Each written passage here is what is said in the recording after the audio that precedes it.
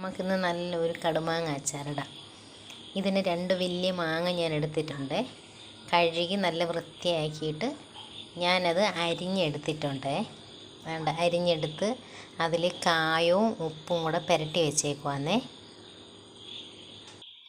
2-3 minute ഞാൻ ഉപ്പ് പിടിക്കാനായിട്ട് ഉപ്പും കായവും കൂടെ നല്ലതുപോലെ പുരട്ടി വെച്ചിട്ടുണ്ട്.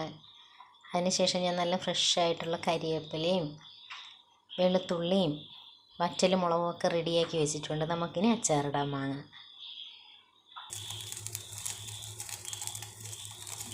ചട്ടി നല്ലതുപോലെ ചൂടായിട്ടുണ്ട്. വെളിച്ചെണ്ണയാണ് ഞാൻ എടുക്കുന്നത്. നമുക്ക് ഡെയിലി യൂസ് ചെയ്യാൻ കുറേ നാൾ വെച്ചേക്കാനൊന്നുമല്ല, അപ്പോഴത്തേക്ക് ഉപയോഗിക്കാൻ വേണ്ടിയിട്ട്. അതുകൊണ്ട് ഞാൻ വെളിച്ചെണ്ണയാണ് ഒഴിക്കുന്നത്. വെളിച്ചെണ്ണ ഒഴിച്ച് ചൂടായി ഇങ്ങനെ വരുവാണ്. അപ്പോൾ നമുക്ക് കുറച്ച് കടുക് ഇട്ട് കൊടുക്കാം. 1 സ്പൂൺ കടുക് ഇട്ട് കൊടുക്കാം.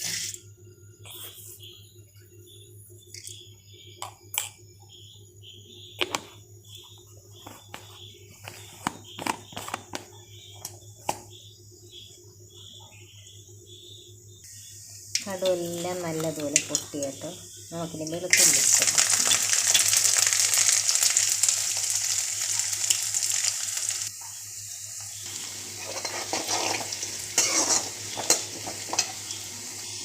ഇത് നല്ലോണം മൂത്ത് വന്നിട്ടുണ്ട്. നമുക്ക് കറിവേപ്പില ഇടാം.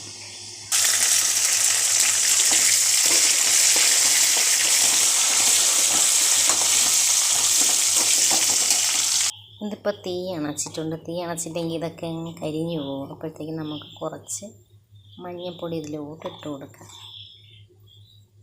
കുറച്ച് മഞ്ഞൾപ്പൊടി ഇട്ട് കൊടുത്ത് നമുക്കൊന്ന് ഇളക്കാം. ആ എണ്ണ തിളച്ചതായതുകൊണ്ട് അത് മൂത്ത് പോകും. അത് കഴിഞ്ഞിട്ട് നമുക്ക് മുളക് പൊടി ഇടാം. ഇതുപോലുള്ള സ്പൂണിന് ഞാൻ ഒരു 5 സ്പൂൺ ഇട്ടിട്ടുണ്ട് മുളക് പൊടി. അവരവരുടെ എരി അനുസരിച്ച് നമുക്ക് മുളക് പൊടി ഇടാവേ. ഞാൻ കിണ്ണത്തിലെടുത്ത് വെച്ചിട്ടുണ്ട്. നമുക്ക് മുളക് പൊടി ഇടാം. അതിൻ്റെ കൂടെ കുറച്ച് ഉലുവാപ്പൊടി കൂടി ഇടാവേ. ഉലുവാപ്പൊടി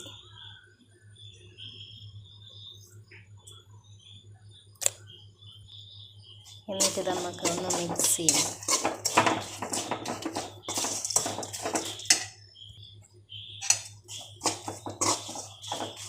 ചെറുതായിട്ടൊന്ന് മൂക്കട്ടെ, കരിഞ്ഞു പോവാതെ.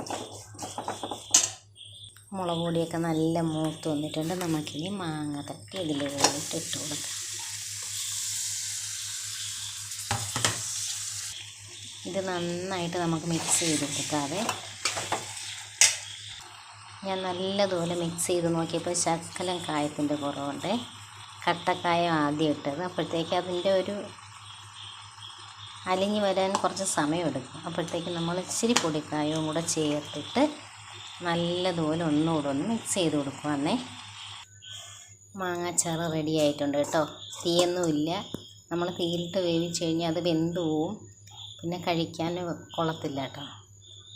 പിന്നെ ഉപ്പൊക്കെ നമ്മുടെ ആവശ്യത്തിന് വേണം ഇടാൻ. ആദ്യം കുറച്ച് ഇട്ട് നോക്കുക.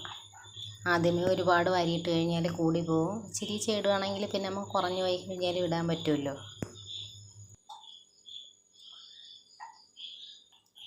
ഇതാ കടുമാങ്ങ അച്ചാർ റെഡി ആയിട്ടുണ്ട്. ഹായ്, അടിപൊളി എന്നൊന്നും ഞാൻ പറയത്തില്ല. ഓരോരുത്തർക്കും ഓരോ ടേസ്റ്റാണ്. അപ്പോൾ അത്യാവശ്യമല്ല, നല്ല മാങ്ങ അച്ചാർ തന്നെയാണ്. നിങ്ങളും ഉണ്ടാക്കി നോക്കുക. ഇതിലെന്തേലും തെറ്റൊക്കെ ഉണ്ടെങ്കിൽ ക്ഷമിക്കണം. ഞാൻ ആദ്യമായിട്ടാണ് ഇങ്ങനൊരു വീഡിയോ ചെയ്യുന്നത് കേട്ടോ.